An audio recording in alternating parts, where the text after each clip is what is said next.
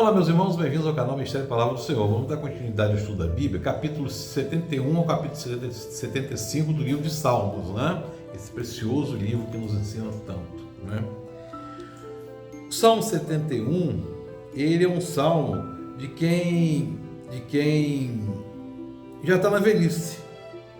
É um salmo que também não tem identificação, mas é um salmo de quem já está na velhice. Em ti, Senhor, busquei o refúgio.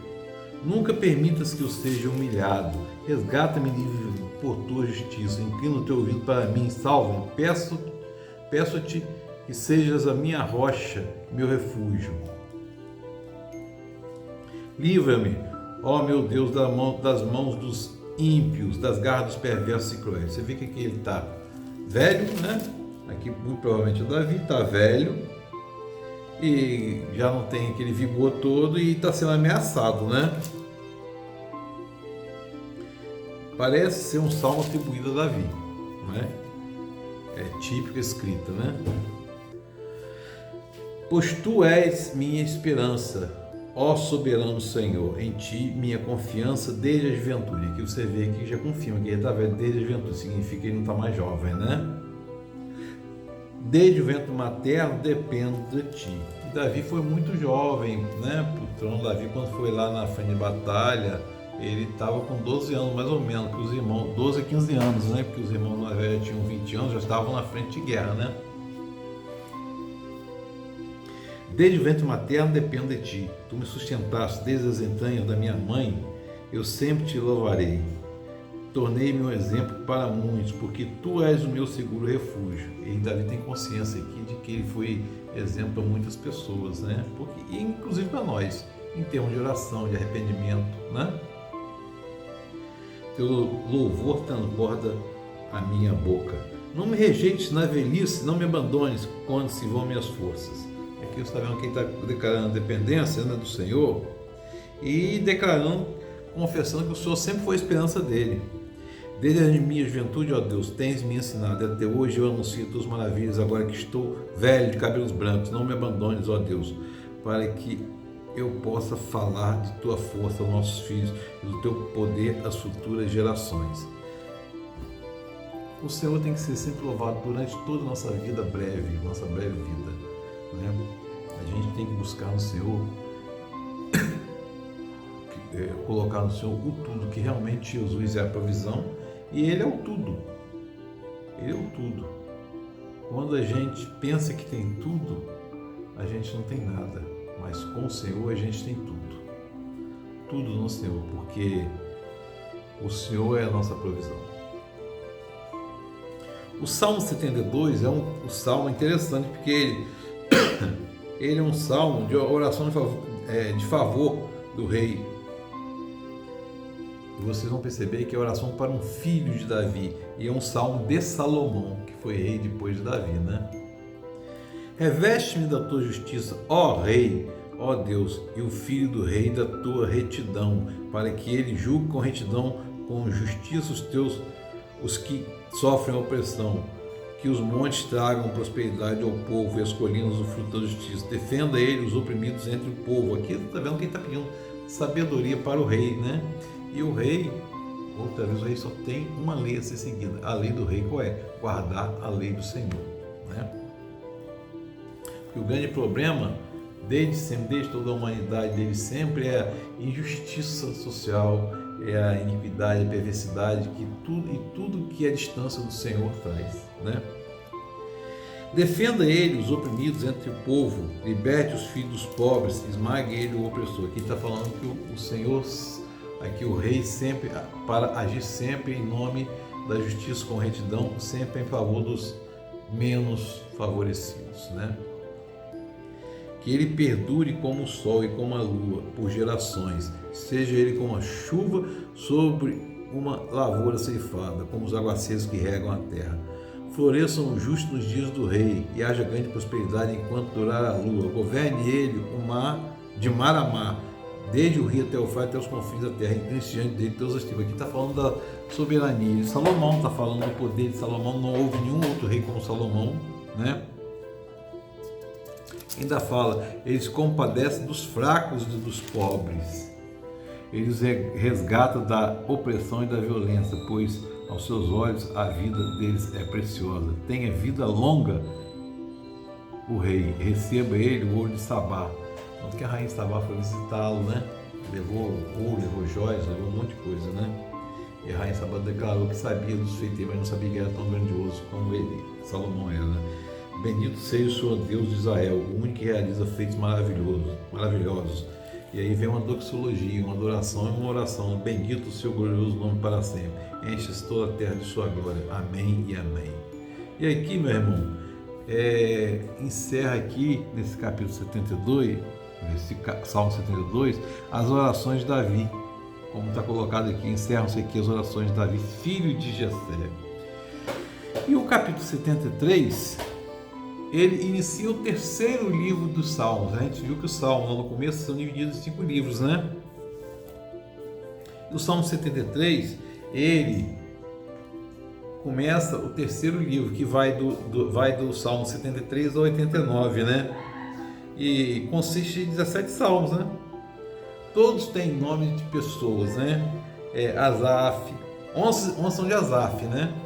Que era levita, né? 3 de Corá, 1 de Davi, 1 de Emã e 1 de Etã.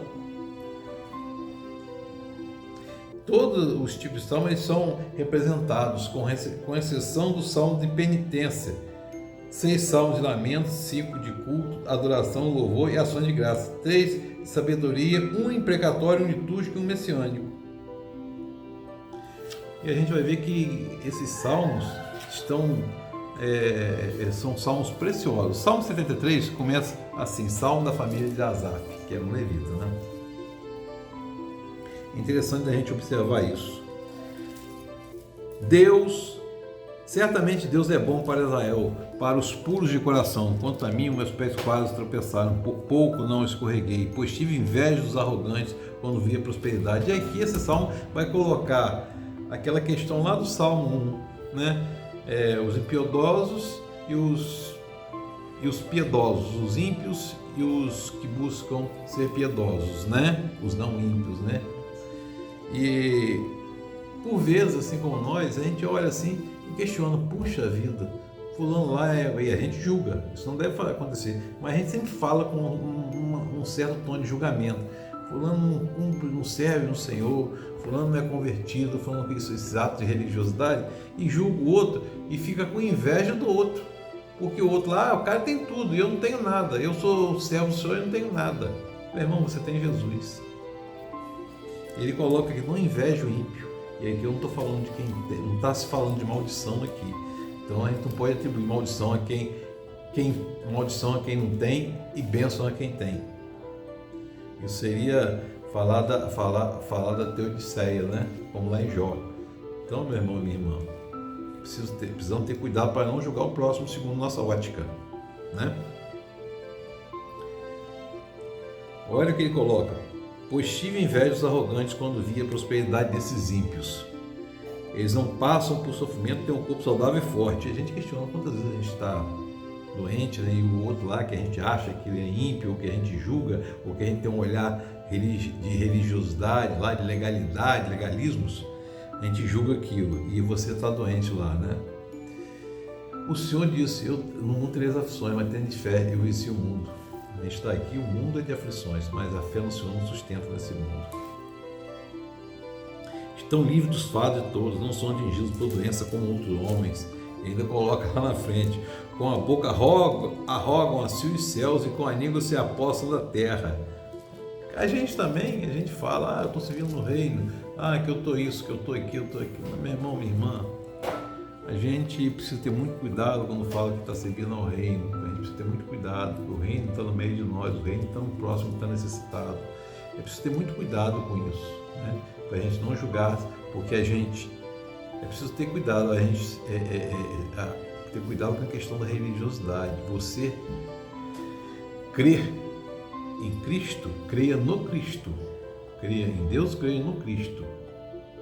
A religião não pode salvar, mas só Jesus pode, porque a graça dele é suficiente, como está lá na segunda carta aos Coríntios de Paulo. Jesus falou, minha graça te é suficiente, quando Paulo pediu para tirar o espinho da carne, né? E ele vem falando, quando meu coração estava amargurado, eu no íntimo sentia inveja, agi como insensato e ignorante, minha atitude para contigo era de um animal irracional. Contudo, sempre estou contigo, tomas a minha mão direita e me sustenta. É verdade, apesar de todos os nossos defeitos, o Senhor está sempre conosco e Ele está junto conosco e nos sustenta, né? O Salmo 74 também é um poema da família de Asaf, né? E aqui vocês vão ver que ele está pedindo socorro para a nação. Por que nos rejeitaste definitivamente, ó Deus? Aqui você vê que o povo está em perigo, a nação está em perigo, porque o povo deixou de seguir a lei de Deus, né? Que esse povo aqui, o povo israelita, tinha uma aliança com o Senhor. O Senhor prometeu aliança. Ele disse uma lei: sigam minhas leis, terão prosperidade. Não sigam e vocês não terão no meu favor. Por que se acende a tua ira contra as ovelhas de tua pastagem? Lembra-te do povo que adquiriste em tempos passados. Está falando aqui do povo de Jacó, né, que transformou Israel e libertou do cativeiro egípcio, 430 anos do cativeiro egípcio, né, e transformou e levou através daquele contexto ali até a terra prometida. Atravessou o Mar Vermelho, sustentou no deserto, né? Já não vemos sinais miraculosos, já não há profetas, nenhum de nós sabe até quando isso continuará. Ela está falando aqui da perseguição, né? De algum tipo de perseguição, porque todo salmo, principalmente aqui no 12, ele fala assim, no versículo 12, mas ó tu és o meu rei desde a antiguidade, traz a salvação sobre a terra. Você percebe que ele é o versículo central desse salmo. Porque esse salmo, todo salmo, ele fala de uma verdade confessada. E ele está falando aqui, dizendo que Deus é o rei de Israel e a sua esperança é do Senhor. E Israel é o povo, o reino de Deus. Nesse sentido aqui, hoje o reino de Deus, o povo de Deus é a igreja. Cada um de nós, eu como você, somos igreja, nós somos povo de Deus. E vem falando, lembrando aqui, tu dividiste o mar vermelho pelo teu poder, quebraste a cabeça da serpente das águas, esmagaste a cabeça do Leviatã, que é aquele monstro, né, lá daquele monstro mítico, né, que tem lá, né? Lembra-te como o inimigo tem zombado de ti, ó Senhor, como são insensatos tem blasfemados. E aqui ele fala assim, dá atenção à tua aliança, porque de anos de violência se enchem os lugares sombrios do país. Está falando realmente do povo passando uma necessidade, uma ameaça, uma invasão, né? Levanta-te, ó Deus, defende a tua causa. Lembra-te de como os insensatos são de ti sem cessar. Não ignore a gritaria do teu adversário, presente tumulto dos teus inimigos. O Salmo 75 é um salmo também da família de Asaf, mas intitulada de acordo com a melodia que está lá descrita, não destruas, né? E aí fala, damos-te graças, ó Deus, damos-te graças por estar perto do teu nome. O Senhor está junto conosco, né? Todos falam dos teus feitos maravilhosos. Tu dizes, eu determino o tempo e eu julgarei com justiça. Quando a terra teme todos os seus habitantes, com todos os seus habitantes, sou eu quem mantenho firmes as suas colunas. O Senhor está declarando aqui, do Senhor aqui todo o controle da terra, da humanidade, todo o controle do universo. Que o Senhor estabeleceu leis físicas, químicas, biológicas, mantém a terra girando, mantém o sol girando. Ele está declarando tudo isso aqui. É um salmo de declaração do poder do Senhor e da soberania do Senhor e do controle do Senhor sobre todo o cosmos. Que o Espírito Santo se Deus esteja sobre nós, nos confortando, nos consolando, nos abençoando, meu irmão. E sobretudo, tenhamos a certeza que tudo na nossa vida é Cristo Jesus e sua graça o suficiente. Glória a Deus.